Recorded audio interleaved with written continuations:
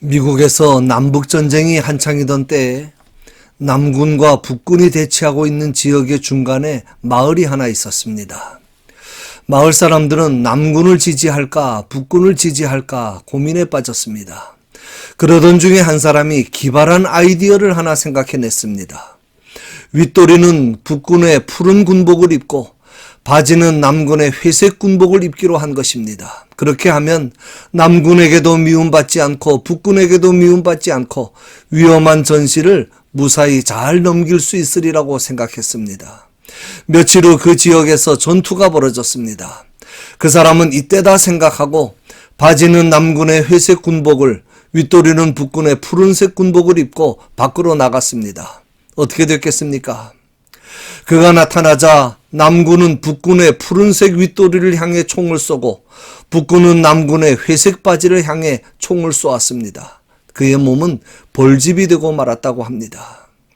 사탄은 늘 우리에게 아무것도 포기하지 말고 다 가지라고 속삭입니다.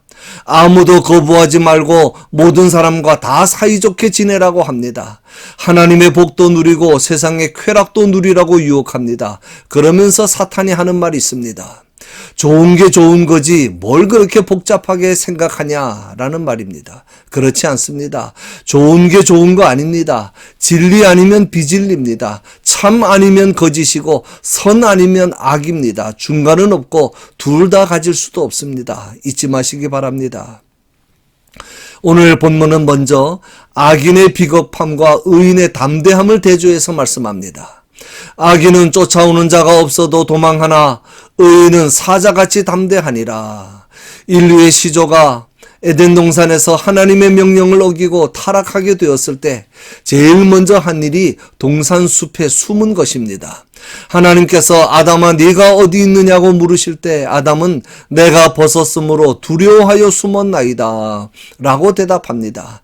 죄는 사람으로 하여금 두려움을 갖게 합니다. 어디가 조금만 아파도 내가 하나님의 벌을 받는 것이 아닌가 하는 생각에 마음이 불안하고 편하지 않습니다. 도둑이 제발 저린다 그러지 않습니까? 항상 죄의식과 보복의 공포에 사로잡혀 두려움 속에 살아갑니다. 그러나 하나님을 알고 그 은총을 구하며 사는 의인은 젊은 사자같이 아무것도 두려워하지 않습니다. 하나님과 바른 관계 속에서 바른 믿음 위에 굳게 서서 살아가기 때문에 아무리 어려운 상황 속에서도 항상 마음의 평정을 누립니다. 마치 골리앗 앞에 선 다윗처럼 자신의 연약함을 알고 오직 전지전능하신 하나님만 의지하기 때문입니다. 다음은 나라 안의 죄와 지혜의 결과에 대해 말씀합니다. 나라는 죄가 있으면 주관자가 많아져도 명철과 지식 있는 사람으로 말미암아 장구하게 되느니라. 나라 안의 질서와 정의가 무너지고 정치적으로 혼란 상태가 되면 국민들은 파당과 파벌로 사분오열되어 서로 권력을 잡겠다고 물고 뜯고 싸우게 됩니다. 그래서 주관자가 많아진다고 말씀하는 것입니다. 그렇게 되면 나라는 점점 더 혼란에 빠집니다. 그럴 때 나라에 명철과 지식 있는 한 사람이 필요합니다. 우리말 성경에는 그냥 명철과 지식 있는 사람이라고 했는데 원문에는 명철과 지식 있는 한 사람이라고 한 사람을 강조합니다. 많이도 필요 없습니다. 하나님의 명철과 지식을 가진 사람 한 사람만 있어도 그 한 사람으로 인하여 사람들이 각성을 하게 될 때 위기에 처한 나라가 안정이 되고 장구하게 이어질 수가 있다는 말씀입니다. 교회도 마찬가지입니다. 정말 영적으로 깨어있고 하나님의 지혜의 영에 사로잡힌 교인이나 직분자가 한 사람만 있어도 교인들을 깨우칠 수 있고 교회를 바로 세울 수 있습니다. 교회적으로나 국가적으로 그 한 사람이 참 귀한 시대입니다. 다음은 율법을 버린 자와 지키는 자를 대조합니다. 율법을 버린 자는 악인을 칭찬하나 율법을 지키는 자는 악인을 대적하느니라. 한자에 유유상종이라는 말이 있습니다. 비슷한 종류의 사람끼리 모인다는 뜻입니다. 사람은 항상 비슷한 성향을 가진 사람끼리 모입니다. 그래야 편하기 때문입니다. 다른 성향을 가진 사람들이 모이면 피차간에 불편하고 다툼이 일어날 수밖에 없습니다.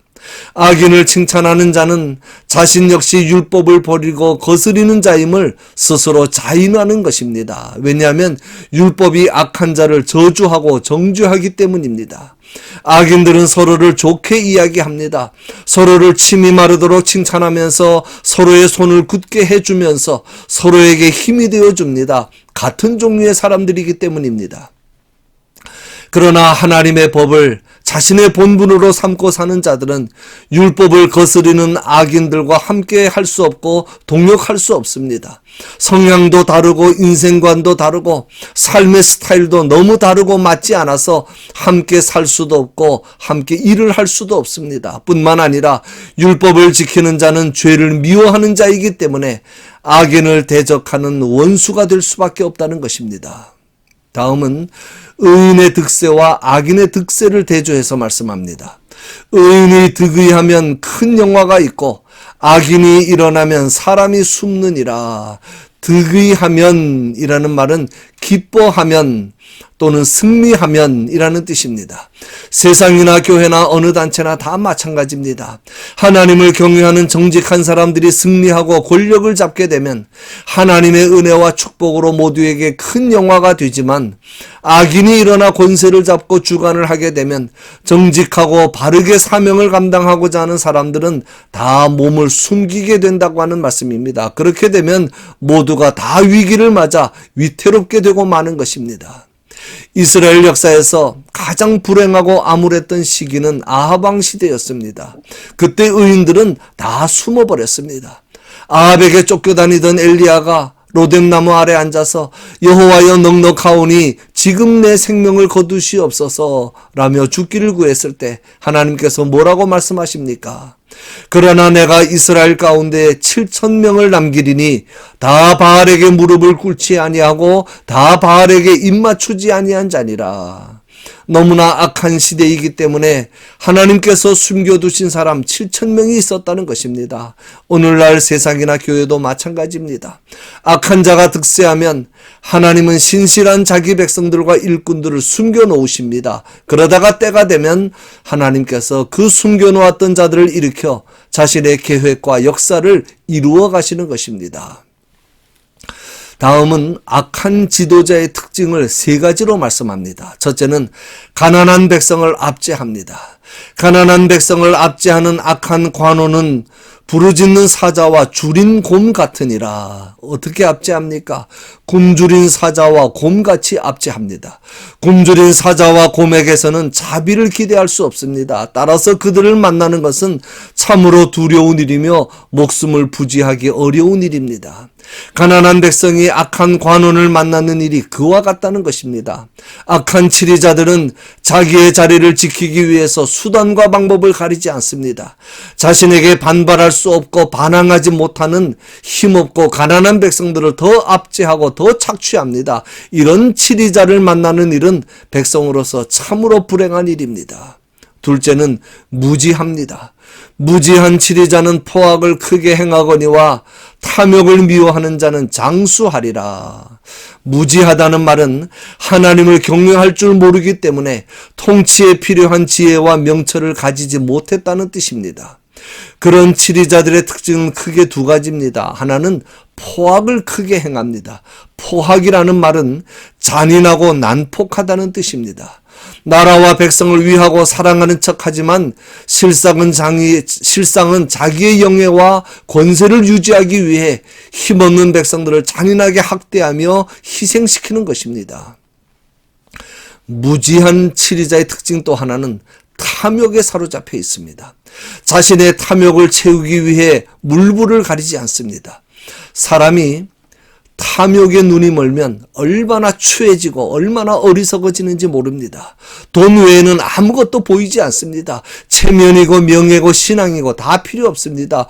부끄러운 줄도 모르고 수단 방법 가리지 않습니다. 반면에 탐욕을 미워하는 자는 장수하리라고 말씀합니다. 청렴하게 사는 자는 자기의 통치와 평화와 행복을 오랫동안 누릴 것이라고 하는 말씀입니다.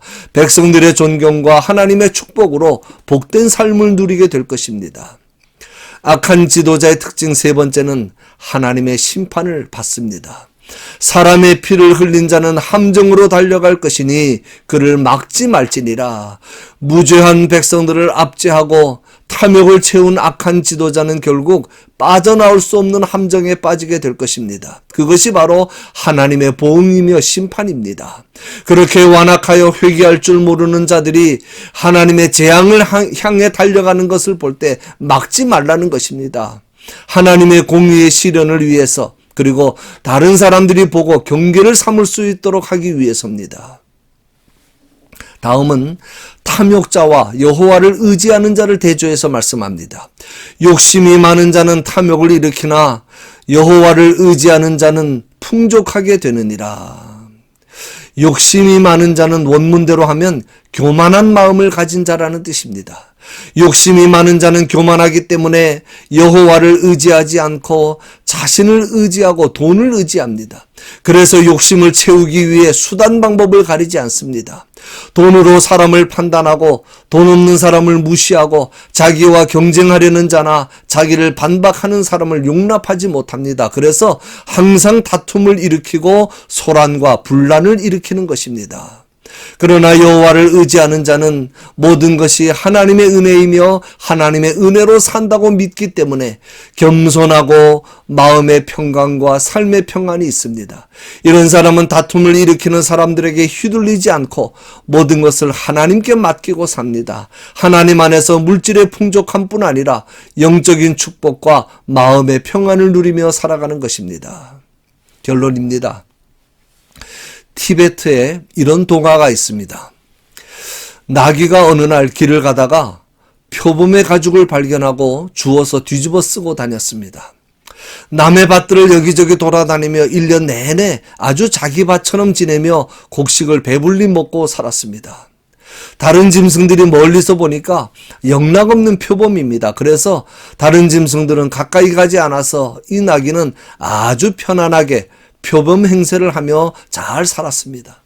그러나 결국은 자신의 정체가 탄로나 다른 맹수들에게 잡혀 먹히고 말았다는 이야기입니다. 악인의 거짓된 행동과 수단은 결코 오래가지 않는다는 교훈입니다. 처음에는 잘 되는 것 같습니다. 계획이 성공하는 것 같습니다. 그러나 결국 본색이 드러나게 되고 그 거짓된 행동이 함정이 돼버리고 자신이 거기에 빠지고 마는 것입니다. 교회도 그렇습니다. 교회 안에는 알곡과 가라지가 있습니다. 알곡이 가라지들 틈에서 늘 핍박받고 고난당하며 살아도 결국은 천국 창고에 들어가게 될 것이고, 가라지가 아무리 알곡들 틈에서 알곡 행세를 하며 살아도 결국은 자신의 정체를 드러내고 지옥불에 던져지고 말 것입니다. 어려울수록 하나님을 경외하는 믿음으로 바로 살아야 합니다. 성실하고 진실하게 삽시다. 어렵고 힘들다고 믿음에서 벗어난 길로 가지 말고 꿋꿋이 믿음을 지키며 승리하시는 저와 여러분이 다 되시기를 주님의 이름으로 간절히 축원합니다.